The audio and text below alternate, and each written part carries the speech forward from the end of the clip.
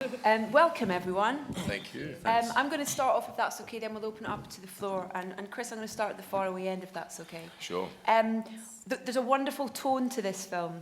Yeah. It's got that kind of lovely sort of air of comedy to it. Is that how important is that for you in terms of this type of film?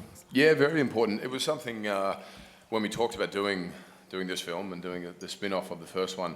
That was one of my concerns, or one of my focuses, was to just have it be lighter in tone and a greater sense of adventure and up the humour. And even in the early drafts we got in, it was headed in that direction, and then we all kind of did our bit to alter it, and you guys especially kind of added quite a few jokes in and humour and fun. And I think it's great. It helps ground the fantastical elements of it all, you know, and I know as an audience, when I'm watching any sort of big epic fantasy, a bit of humour helps me kind of buy into it even more. So you've got a couple of pretty funny guys as well next to you. They're not bad, Not that funny. But did you base them on any particular? Okay. I based it around the character that I played in the first film. I hadn't finished my question. I was going to ask if you based it on any comedy duo, in terms of, you know, the pair of you play off each other so well in this. No, we've known each other for a while, and we like hanging out a bit and just. Yeah. Do you like each other? We do like each other, and it is possible. It's possible, yeah. Rob, how much were you allowed to kind of be involved in the script and in that kind of banter that your characters have with each other? Not in the script stage at all, but it I've got my notes. Yeah. No, that doesn't happen. But certainly on set, very much Cedric was very open to ideas and add-ons, and there are several moments in the film that was stuff that we just came up with that he liked and he went with. So in that sense, it was lovely, because you could do the script, but if you had an idea for a little flourish or a beat that you thought would help with this lightness that Chris is talking about, you could put it in. How close did you get to nailing Chris in terms of impressions as well? I would never be so. You did a few. Behind the scenes, the extras and DVD, I think there's a couple of Rob versions of me. We had this thing going called Dear Diary. I had this thing where I'd work with someone, and he used to say a thing, if something happened in rehearsal, he'd say, "Dear Diary, a strange moment this morning when such and such." And Chris seemed to latch on to that. So I butchered it, yeah. It was much funnier when you did it. But. Well, no, he would constantly be saying, "Dear Diary." Dear Diary. I think the other thing that made us laugh a lot is wanting to go home immediately we came onto set. So we'd kind of set up the shot, and then I'd always say to Chris, "All right, well, that is the shape of it. Let's leave it there, and we will hit it hard on Monday." But it was Monday. You know. Emily, with Freya, we never really get to know much backstory to villains, you know, in terms of why they are the way they are. But with Freya, it's very different.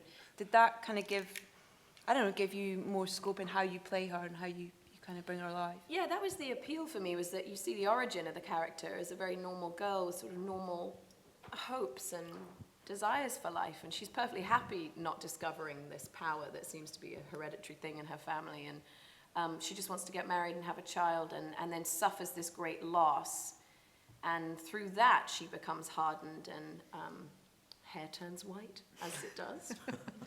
Just skin turns white, and she becomes this ice queen who just wants to kidnap children and strip love out of their lives, with good intentions, obviously, to protect them from future heartbreak. But so yeah, this is where Chris comes in. He is one of my children. I play his mummy in this, right?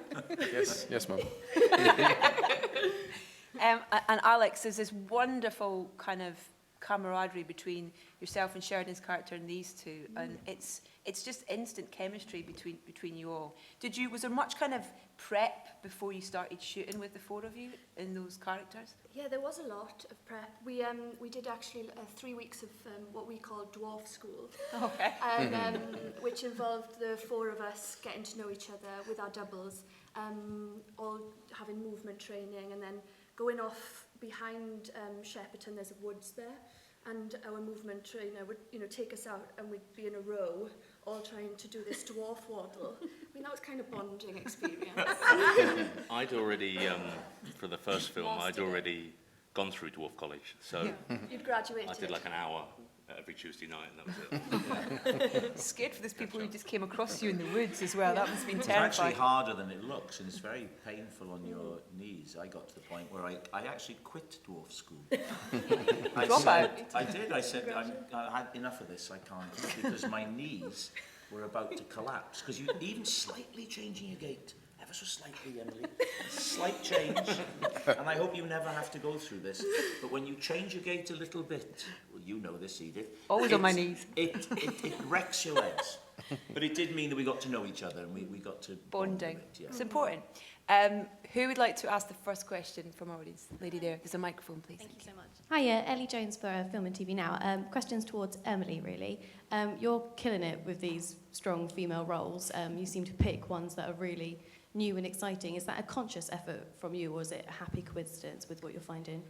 I do obviously try and pick characters that are empowered in some way and complicated and hard to pin down. I mean, I don't want to be pigeonholed as one thing, and this character for me was actually, you know, in a way quite vulnerable, you know, and emotionally a bit unhinged as a villain, and that was really appealing. But I do feel there's a new wave of, I think there's a steady increase of better roles for women out there.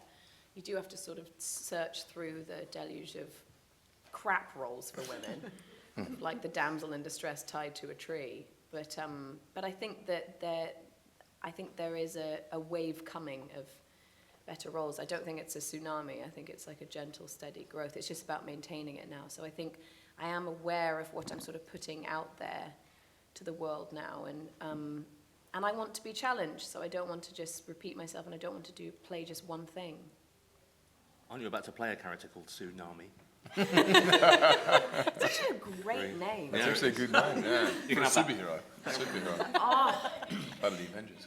tsunami. Next question, please, from our audience. Go on, you Yeah, just then. He's quick, isn't he? He's quick. Any from the gentleman there? There we go. Another question for Emily. Sorry, guys. This is awkward. We'll get to the rest of you later. Chip off. Dear Diary. Obviously, a lot of people have already been making comparisons between your character and Elsa from Frozen. It's just because we've both got white hair. I know, and you both have ice powers, etc. But was that ever a reference? It's true, there's that as well. We both live in ice palaces, and like, it's true. Was that ever a reference point for you when you were kind of forming the character? I watched Frozen 100 times. I'm very disappointed there's not a song in this film. It was not really a reference point. It was actually a cause of like, oh God, I'm going to be asked a lot of Frozen questions. Sorry for being the first one. How boring that you went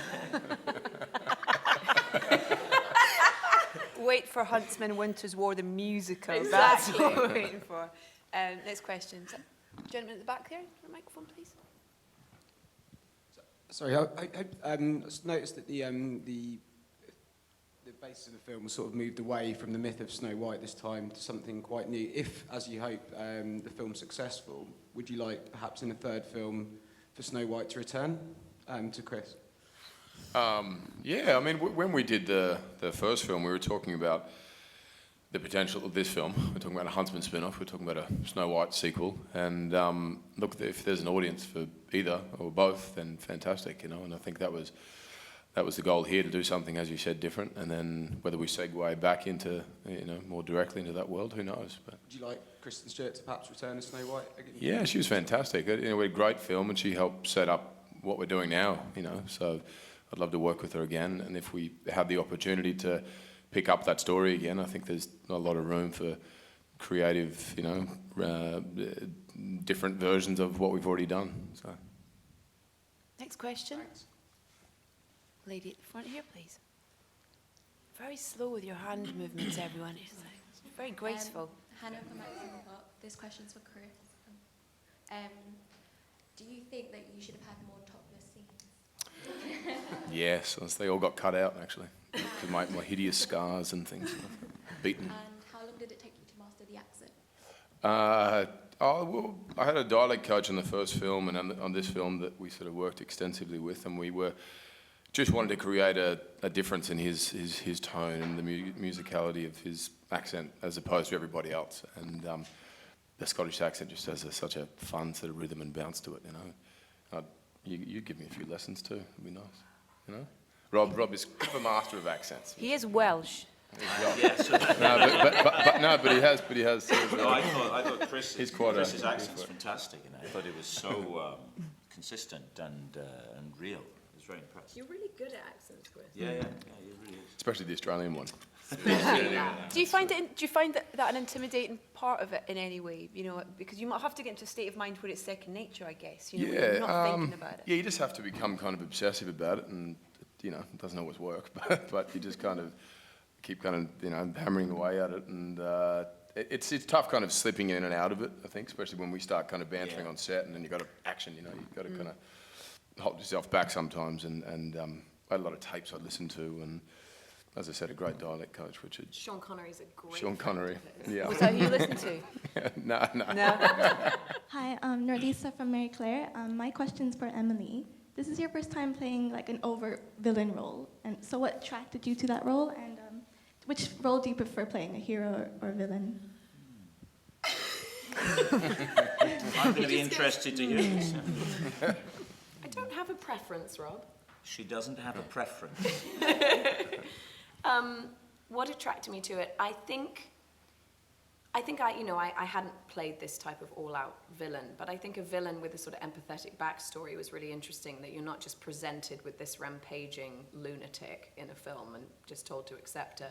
You're given the reason why she becomes that way, and that was really engaging for me. And really, you know, nothing against Chris Hemsworth whatsoever, but I was very attracted to the fact that there were 3 very empowered female roles in a film, which is quite rare. Not only to have 3 women in a film, but also, you know, just to have such kind of powerhouse roles, you know, that were complicated and different. And Alex's part and Sheridan Smith's part were also just really layered and really well written. There's just so many girls in this film that was really enticing, I think, for all of us. And so, yeah, that dynamic was interesting. And was that a dynamic you felt on set? Did it feel different having so many strong women on? Did it feel different for you, Chris? It's Chris like having got 3 bullied. sisters. Yeah, it just beat the hell out of me. I could deal with brothers. Sisters were tough. A lot of estrogen. Yeah. A lot of, you know. Sometimes you'd walk into the makeup truck and there'd be a haze of estrogen. I'd have to clean my glasses 3 or 4 times. I think I remember Jessica Chastain and I comparing something about like a facial cream that we used, and Rob comes up and he goes, "Dear diary, scintillating conversation from Emily and Jessica." You were very rude. Was I? Yes. I have no memory of that, but there we are. did. There we are. Next question for our audience. Do you have one? Yeah, go for it. Don't be so shy. It's fine. You can put your hand up. There's a microphone right there. I found, sorry. I found Charlize Theron's character like so spooky in the films. She is. When she's acting, is it that intense kind of on set, or do you have a bit of a laugh? I remember, I don't think Jessica had met Charlize, neither had you. No. And you're both like, what's she like? You know, she tough, is she this and that? But she's fantastic. I mean, she swears more than anyone I've ever met. And is, you know, powerful on and off the screen, and, you know, a lot of fun. She's a lot of fun. But she is like, when you're in a scene with her, it's like, it is really, she has a 1,000-mile stare. Like, when she locks in on you, you're like, oh my God. But she's really exciting to work with, because she is really powerful, and she's really uninhibited, and I loved doing scenes with her. And the best part is she doesn't take any of it seriously, and so as soon as the cameras would cut, she'd be like, and then he basically turned to me. And so we'd just be carrying on with a story we were talking about before the scene. So she can kind of shut it on and off. Colleen Atwood's the costume designer, and she is amazing, and her attention to detail and the creativity of what she kind of infuses into the costumes is really remarkable, and she cares deeply. She's there every day, and that's quite rare for a costume designer, to just be on set all the time. And but she does have this thing where, you know, I have this massive silver cloak made of braided silver leather. And when I see 4 grown men wrestling it onto set, it's when you're like, oh, that is definitely going to be heavy. And so I would put it on, and I said to Colleen, I went, oh, God, it's really heavy, Colleen. And she goes, I know. And she looked at me as if, like, it's about as heavy as my sack of Oscars. So just wear it, basically. It was so, but it really is, her work is just so exquisite. So I think we all felt like you should just wear it. But the elegance you bring with it as well, even though it weighs tons, the way you kind of gracefully... It was weird dragging that thing behind me, though. It was like... it was like dragging a man behind me. Any more questions from our audience? Have any of our crew's got questions at the back, you guys? Don't want to miss you out? No, great. I can keep asking away then. I want to ask you two over there, please, Mr. Brydon and Mr. Frost. I think there's scope for a spin-off for you two. Or you 4. Dwarves in Manhattan. Your Okay, knees what? couldn't take it. It's a walking city. Dwarves in Peckham. That was our dream, that the dwarves Yeah. somehow got taken to modern-day New York. And they're When filmed 4 dwarves find themselves in Midtown Manhattan, anything can happen. like Crocodile Dundee Yeah. with dwarves. Yeah. Now, you can imagine the dwarves have a whole thing going on, you know, because what's nice is the way they set out the relationships, especially between the male and the female dwarves who have contempt for each other. The male dwarves think the female dwarves are ugly as sin, and it's returned by the females. So it's very funny, you know, because we look so peculiar in it. Yeah, you could imagine them doing that, but could the knees take it? That's the question. Not in New York. No, not in New York, no. So no then. Does anyone have any other... Hello? Yes. I'll get a microphone to you in just a second. Thanks. Thank you. Hi, I'm Olivia from Best. One of my favourite scenes in the film was when Mrs. Blenworth sets the trap for Dawes and Eric and Sarah, and just the absolute, like you said, contempt between the male and female dwarves back and forth. It really made me laugh. Did you have a break on set when you were filming those scenes? Have any laughter? I don't know. There was a great scene to film. It was quite elaborate, the different setups with the net. I think it works really well. I think we were pretty good at them. Yeah. I don't think we laughed much at all. Sometimes I'd weep. I'm usually in the trailer before work, but when we're actually in the net, it was quite uncomfortable after a while, wasn't it? Sandwiched onto each other. When we're pushed in, after a while, it does get a little bit. Could you shift a little bit, please? And if somebody shifts, then it changes the whole the dynamic. thought of having Hemsworth's leather-clad buttocks thrust into your face may seem on paper like a fantasy, but after 3 hours it gets tired. Did they not prepare you for that in Dwarf College? No, they didn't. That was the day I missed. It was a great scene to shoot because you knew in the script that it was funny, and what's nice about a scene like that is it's very contained, so lots of the variables go, so you know exactly where you are for the duration, and you know where everybody is, and comedically that's really good because you know you can go boom, if that makes sense, you know. Yeah. So I was really looking forward to doing it, and then sure enough it turned out really good. I went to the screening last night. Everyone was laughing through that. Oh, scene. great! Like, Fantastic! It was great. Great. And we've got time for one more question. Oh, see, I told you. No, I said when I ask. Just taking you so long. Hi, Georgina from The Sun Online. Just from what Rob was saying, as you know, you and Nick are comedians. Did you find yourself going off script a lot, improvising, making each other laugh unnecessarily? That was on camera. And they kept it. Well, I think, you know, you always have to kind of pay tribute to the effort someone's put into writing it, you know, so you always do what's written, and, you know, sometimes it doesn't help improvising a lot, you know. But I think Cedric was very keen that we'd do it as written, and then we could just kind of loosen it up and have a bit of fun with it, and sometimes Rob would come to the trailer in the morning and say, hey, what about this? And we'd kind of work something out, or, you know, so it's nice to be able to go and have a say. You were given some leeway then, even though you stuck to the script. You were given some leeway to bring your own things to the table. Precise. It's a very precise thing. If you've seen it and you see the scale of it, and there's so many component parts, whether it's the costumes, the stunts, the green screen. So you can't just whatever you want, and it's shot from so many angles. It's all little component parts. But he would let us run on So there'd be little scenes like the one where you wake up after Jessica has caught you. There are a couple of little lines at the end where they can basically just keep the cameras rolling. We see if we come up with anything amusing. But it's very, very structured. A lot of the time, though, you do that for the other, for Cedric, to make Cedric laugh, or to make the camera guys laugh. You just piss about a bit at the end. But also, you know that it's going to not make it, The thing about improvising in a comedy film is, it always comes at the end of a scene. So, I think the director's always keen to just get out of there and move on to the next bit. It's very indulgent, Well, you'll have lots of good outtakes anyway. Yeah.